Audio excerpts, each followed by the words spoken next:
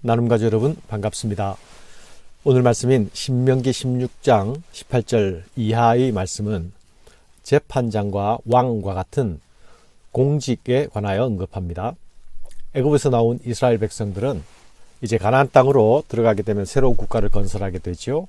그때에 어떤 국가, 어떤 통치 시스템으로 나라를 세워갈 것인가의 문제가 대두될 것입니다.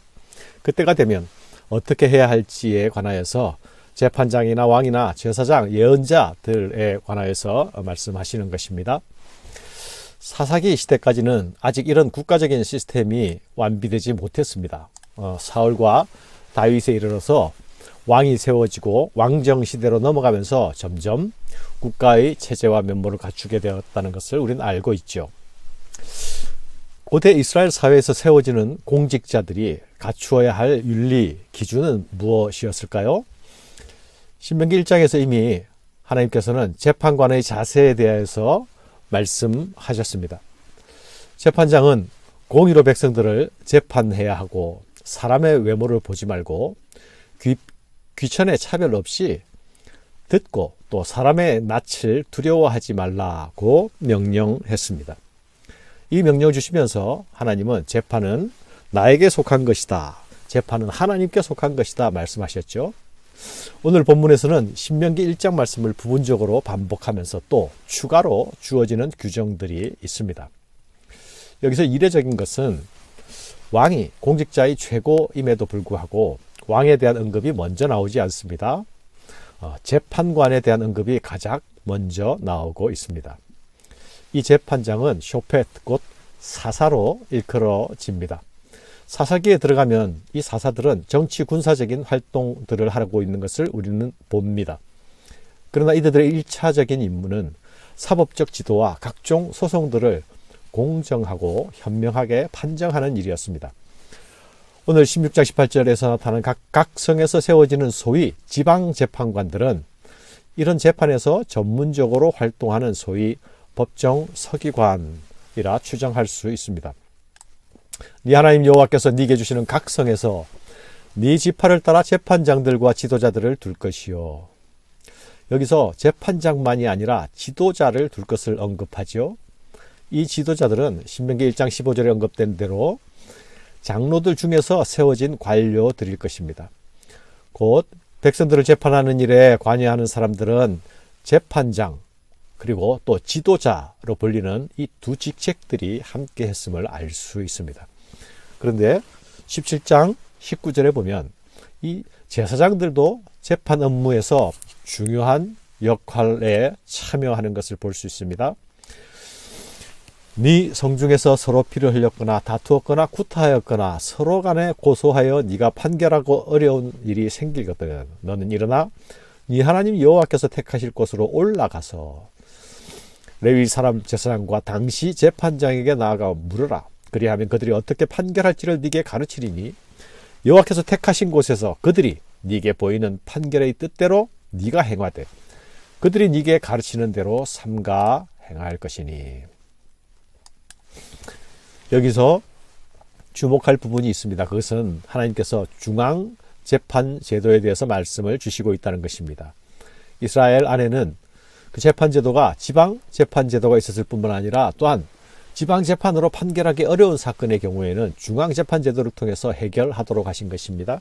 이 중앙 재판은 하나님께서 자기 이름을 두실 곳, 곧 성소 있는 곳에 함께 있게 했습니다. 사랑하는 여러분, 이스라엘의 왕이신 하나님은 자기 언약 백성들의 보호자가 되시죠. 외부의 적들에 대해서는, 이스라엘 외부의 적들에 대해서는 하나님 스스로 전사가 되셔서 이스라엘을 위해서 싸워 주십니다. 그러므로 이스라엘을 보호하시죠. 그러나 이스라엘 내부에서 일어나는 싸움, 갈등에 관하여서는 어떻게 보호하십니까? 이스라엘 내부에서 강자나 권력자의 지배로부터 약자를 보호하시는 방편이 바로 공정한 재판을 통해서입니다. 공의로 재판하라. 이 명령은 하나님께서 자기 백성들을 보호해 주시기 위한 명령입니다. 불의한 사회가 되지 않도록 하기 위해서 하나님의 백성이 이루는 사회 가운데 주시는 사회 안전장치인 것입니다. 하나님은 공정한 재판사법의 정의를 통해서 그분의 나라에서 하나님의 정의와 공의를 지켜 나가시기를 원하십니다. 따라서 재판을 굽게 하는 어떤 것들도 하나님의 통치를 굽게 하는 일이 됩니다. 그렇게 해서는 안 되는 것이죠.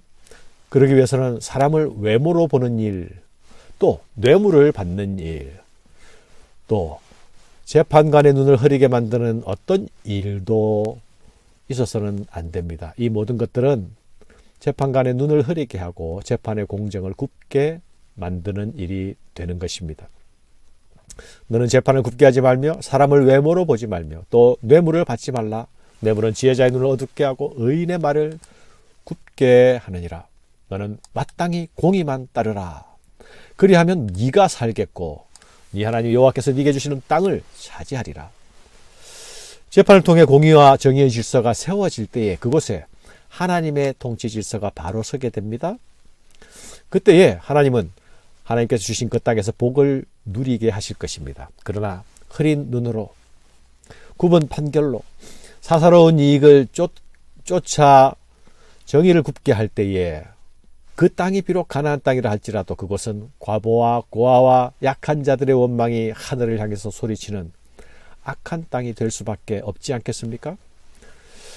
사랑하는 여러분, 하나님이 우리를 부르시고 세우신 자리, 그곳이 교회의 어떤 직분이든 또는 직장에서의 어떤 직책이든 그것이 또한 가정이든 거기가 언제나 하나님의 공평과 정의가 이루어지는 그 하나님의 뜻을 이루어내는 실현해내는 실천해내는 장이 될 수 있어야 하겠습니다.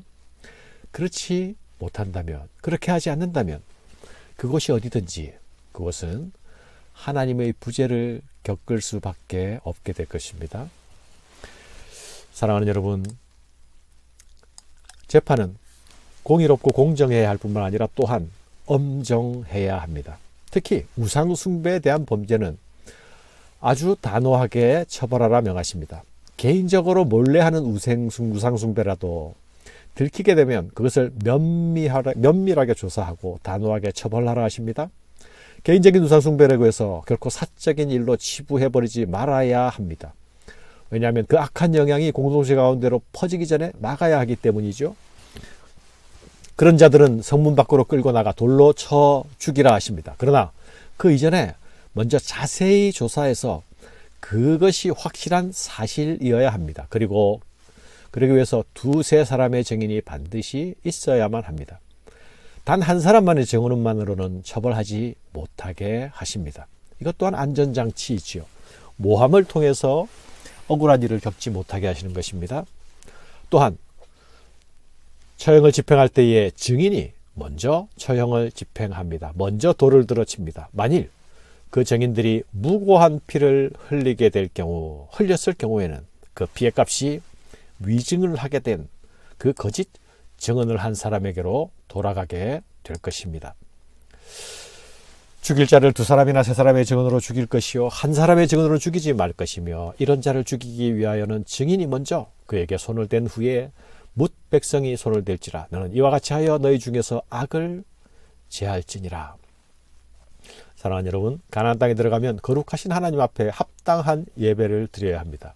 합당한 예배는 하나님께서 정하신 곳에서 하나님께서 정하신 방식대로 하나님께서 정하신 것을 드리는 것에서부터 시작합니다.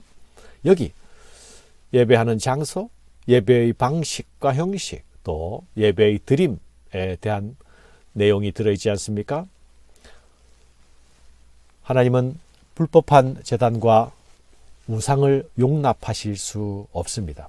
네 하나님 여호와를 위하여 쌓은 제단 곁에 어떤 나무로든지 아세라상을 세우지 말며 자기를 위하여 주상을 세우지 말라. 네 하나님 여호와께서 미워하시느니라. 사랑하는 여러분, 예배자는 결코 자기 중심적이어서는 안 됩니다. 여기서 자기를 위하여 주상을 세우지 말라 말씀하고 계시죠. 예배자는 이기적 자기 중심주의를 내려놓을 때에 진정한 하나님 중심의 예배를 드릴 수 있습니다. 이기적인 자기 중심주의를 내려놓을 때에 겸손한 예배자가 될 수 있습니다.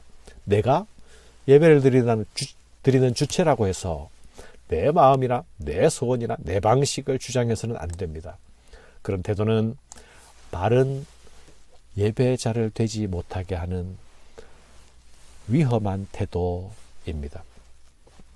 예배의 드림에도 거룩한 것과 그렇지 못한 것이 있습니다. 흠이 있거나 병든 희생제물은 하나님이 받으실 수 없다 하십니다.